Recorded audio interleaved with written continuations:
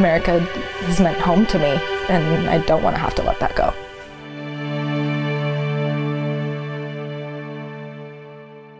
Good evening, and thanks for joining us. We're a country of immigrants, but our country is facing controversy. Tonight, we take an in-depth look at immigration and how it impacts all of us in Northern Nevada. We've interviewed immigrants from all over the world over the past year and a half who now call Northern Nevada home. They want you to know why they're here and why they matter. Itsy bitsy spider went up the water spout.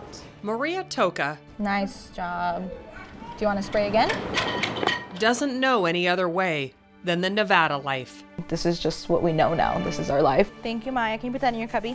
She's a teacher at a Montessori school in Reno, giving young minds a future through education, but her future is not as clear. Can you pour the water into this one, Barry?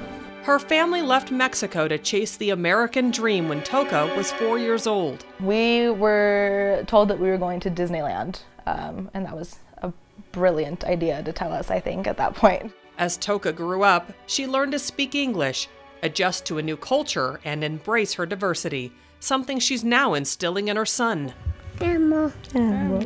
It's very nice to have that feeling that they both are doing really well. Toka is a DACA recipient, the Deferred Action for Childhood Arrivals, which protects young undocumented immigrants brought to the U.S. as children.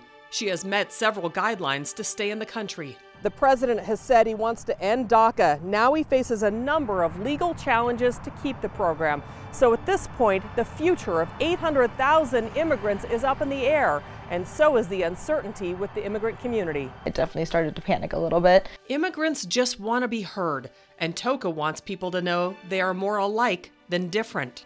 We're both human. I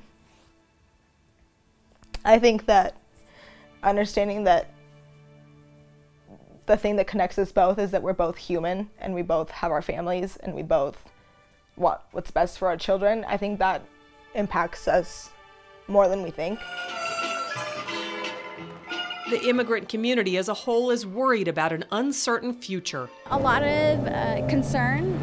Myra Garcia immigrated to the United States 17 years ago. She was one of about 100 people who gathered at this church in Reno recently to discuss immigration and refugee reform. Their biggest concern they have for law enforcement: will they be targeted or questioned about their legal status? Again, it's not only showing that we have the community voicing their concerns, but that we have these authorities listening to us. The Reno City Council voted in March to be a welcoming city, which is a promise of sorts, to assure the immigrant community that they will not be profiled based on their race. It means a lot. It means a lot in the sense that what we're saying is we're reaffirming that we are committed to working with our immigrant communities. Our law enforcement does not profile. They're not going to ask for documentation. Reno Councilman Oscar Delgado says tensions with law enforcement and the community are high. We want to make sure that our community, regardless of their immigration status, feels comfortable approaching and having interaction with their police department. Law enforcement officers say they won't ask an immigration status, even if someone is arrested, unless they're facing an immigration crime. Once you come to jail, it becomes a little bit of a different ballgame, because then your fingerprints get run through a federal database that immigration holds.